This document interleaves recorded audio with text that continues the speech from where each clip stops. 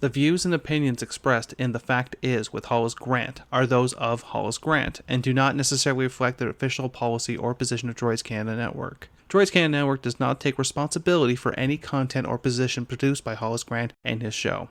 Listener discretion is advised.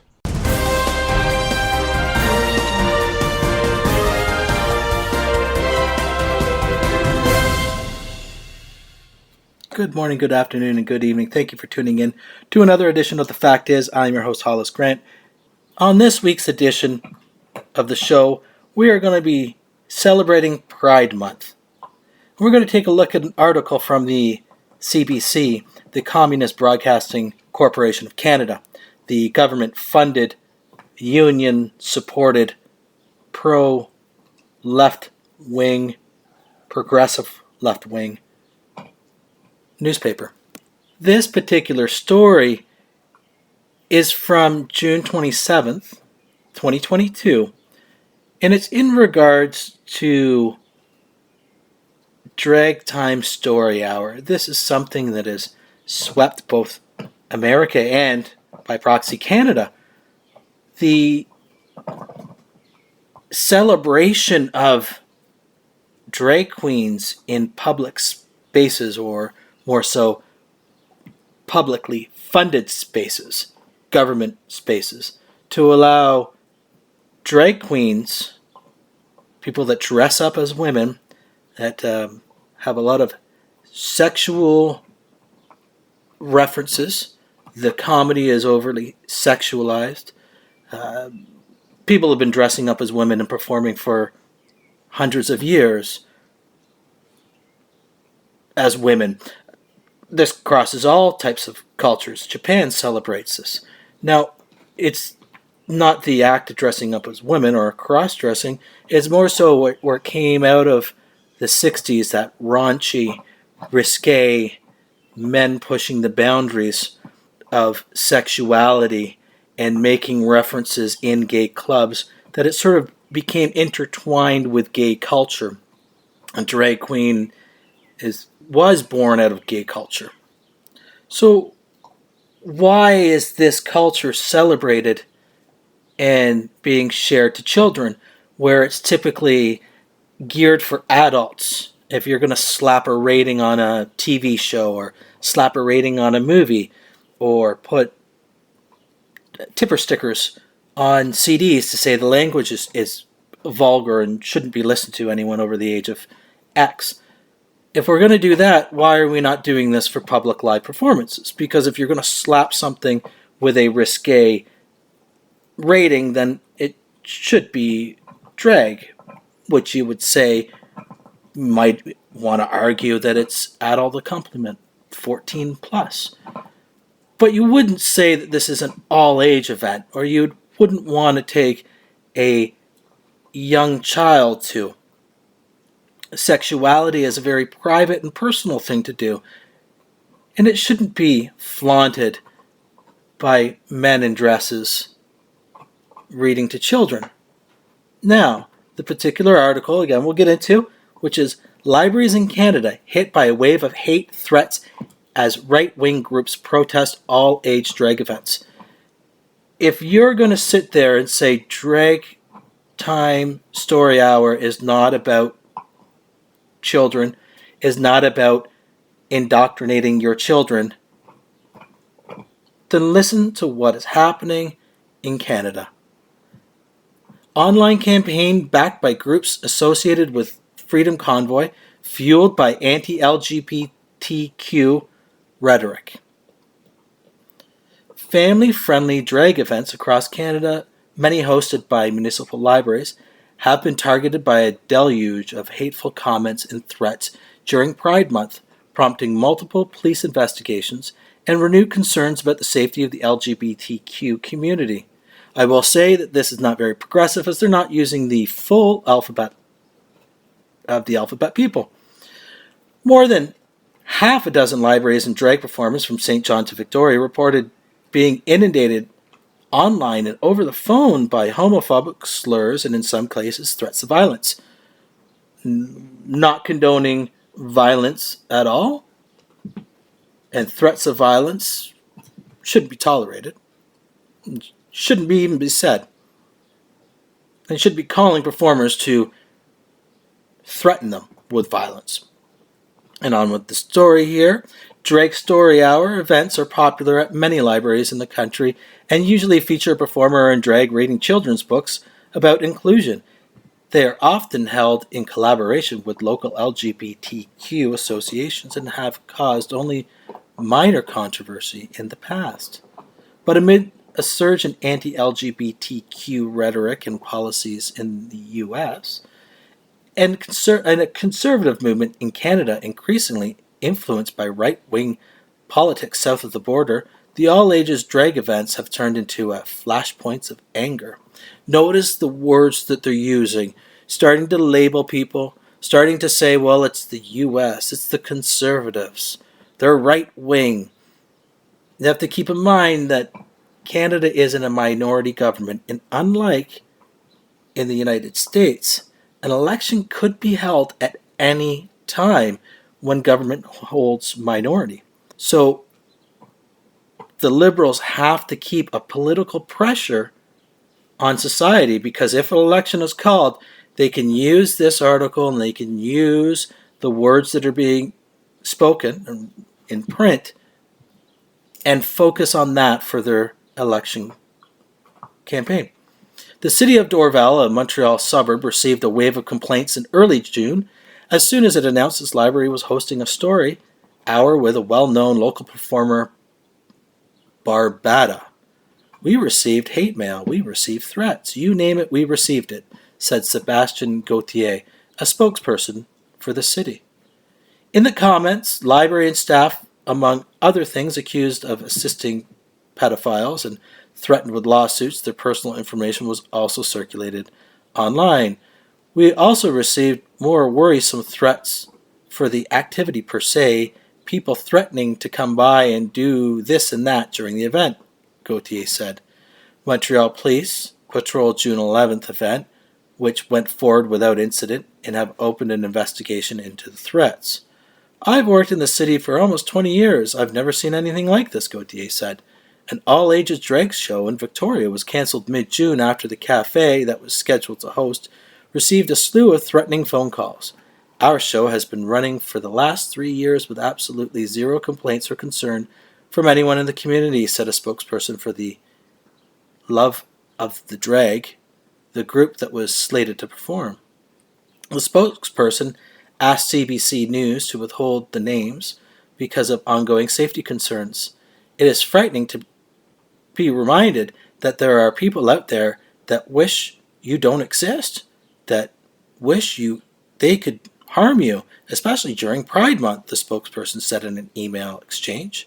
A police investigation did not treat the incident as a hate crime and no charges were laid, but a restraining order was issued against one person, the spokesperson said. Libraries in Pembroke, Ontario, Picking, Ontario, Orillia, Whitby, and Calgary also confirmed receiving a large volume of negative comments for hosting their own Drag Story Hour events this month. It shook staff up, said Rhonda Jessup, CEO of a Whitby Public Library, which hosted an event on Sunday. The library received around 50 complaints, she estimated, including a dozen that involved hateful and threatening comments. It wasn't so much the volume of the complaints, it was the level of viciousness that came across in the calls and emails, Jessup said. Ontario Provincial Police said that they have an active investigation related to the Pembroke event, but declined to provide further details. And you notice in these stories that they put out, there's never any proof. If you're going to say that there are hateful comments, tell the people what the hateful comments are. Why don't you come out and say, this is what I received. Here, have a listen to the hateful comments that we received. We forward them on to the police, but we feel that it's very important for people to hear the hatred. But yet, there is never any proof. Yes, there's probably some nutters out there that are going to call and complain and rant for no apparent reason. But they're always going to rant and complain.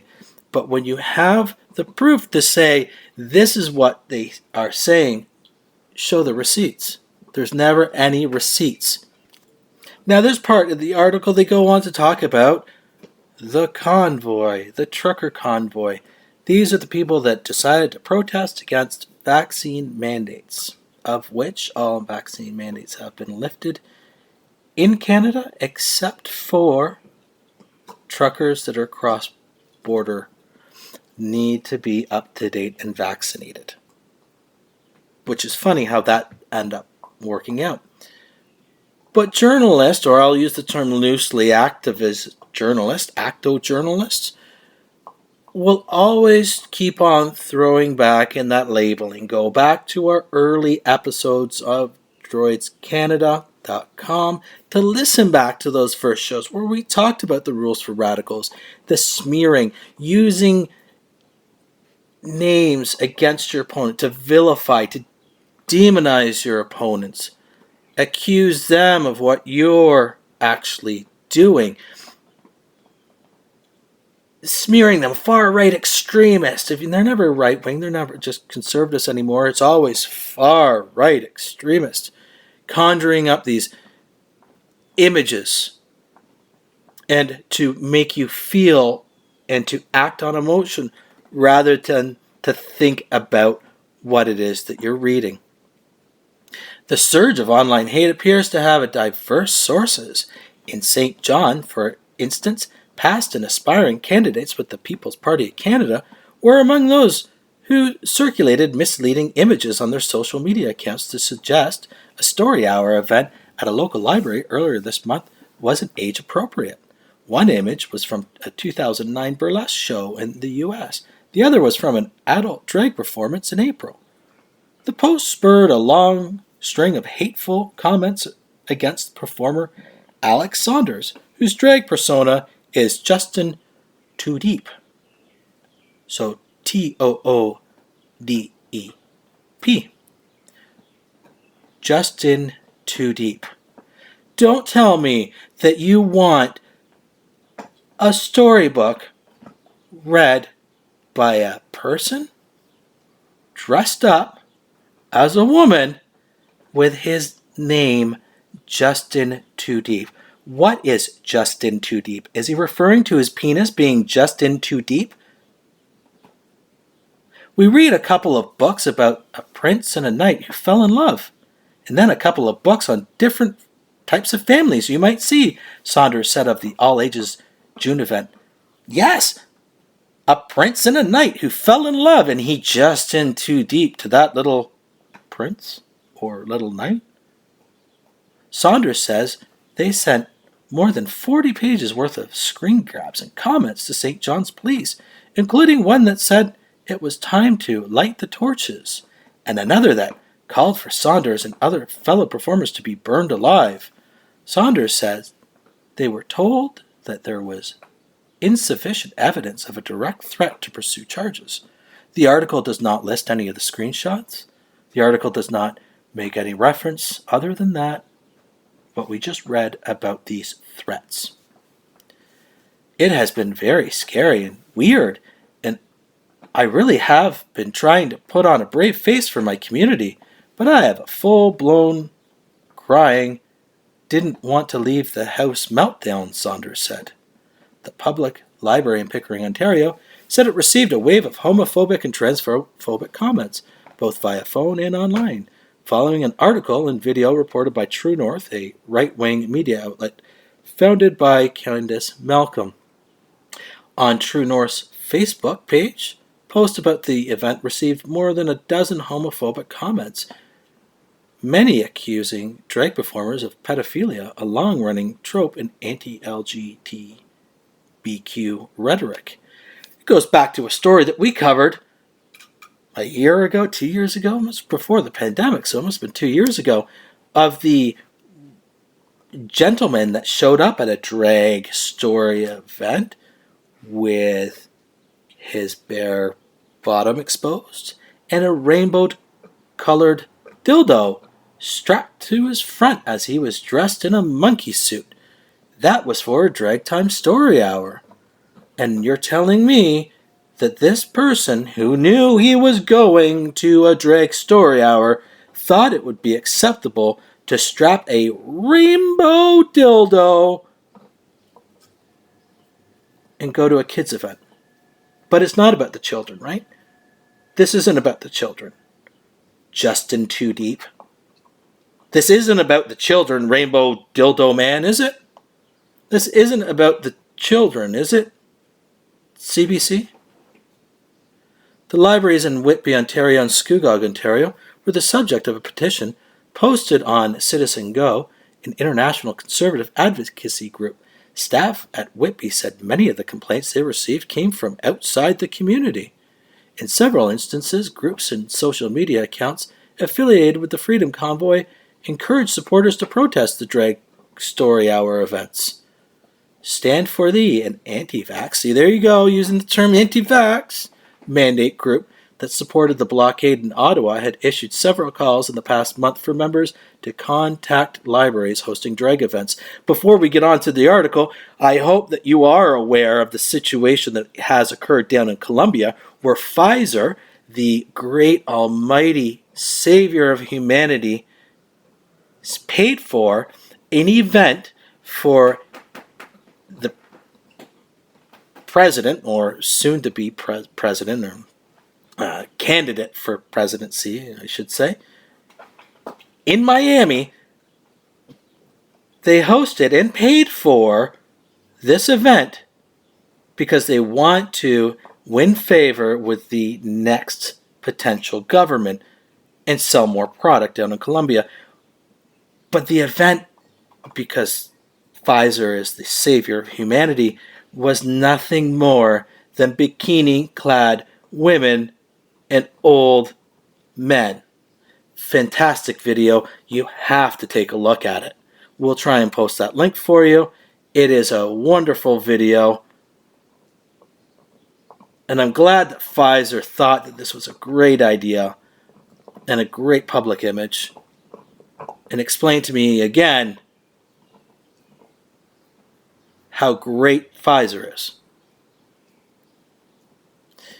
In posts on Telegram, a social message app, the group says the events indoctrinate our children and are disgusting, perverted filth.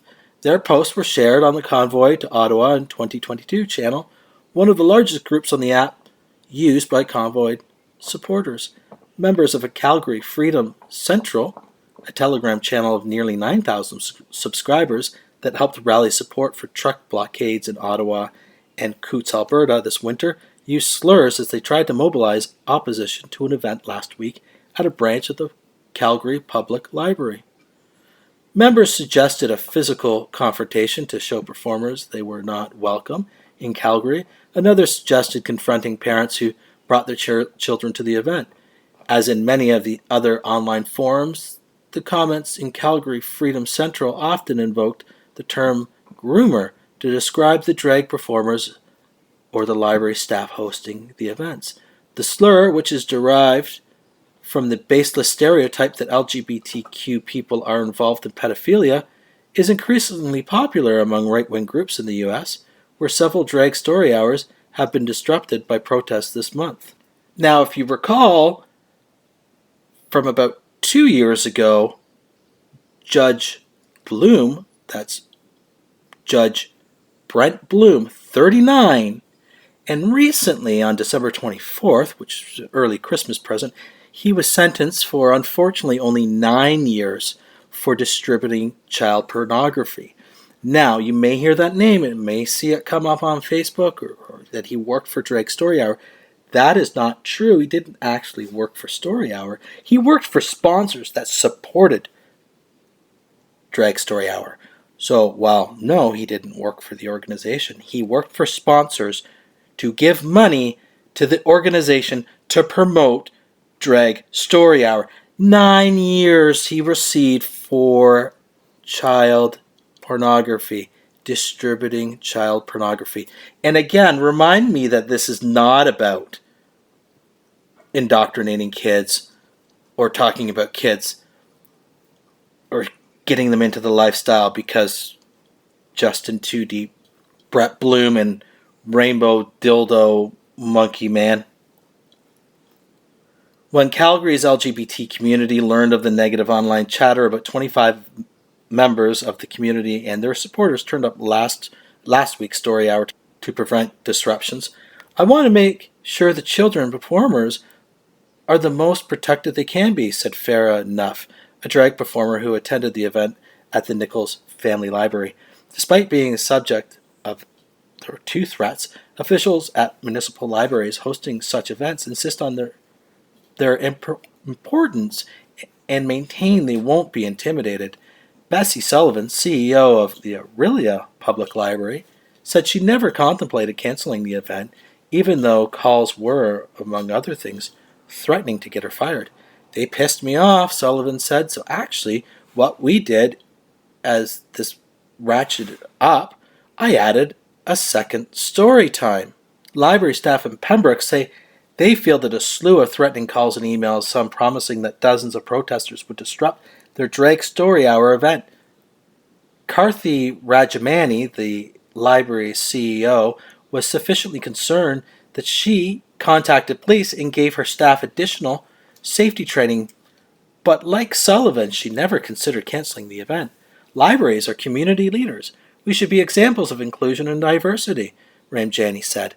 In the end, no one showed up to the protest in Pembroke.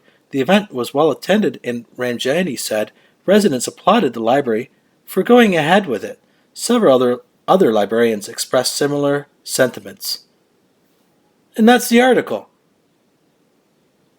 We'd love to hear what you think. You can always reach out to us on Facebook, on Twitter, and of course through droidscanada.com. I'd like to thank you for tuning in to this edition of The Fact Is. I'm your host, Hollis Grant. Have yourself a great week. Dan, what happens every Thursday? That would be DCR Droids Canada Radio. And what time is it on Thursday? That's from 9 till 11 p.m. Dumb question, where do you find it? You find that at accessradio.ca. And what's the best part? It's free.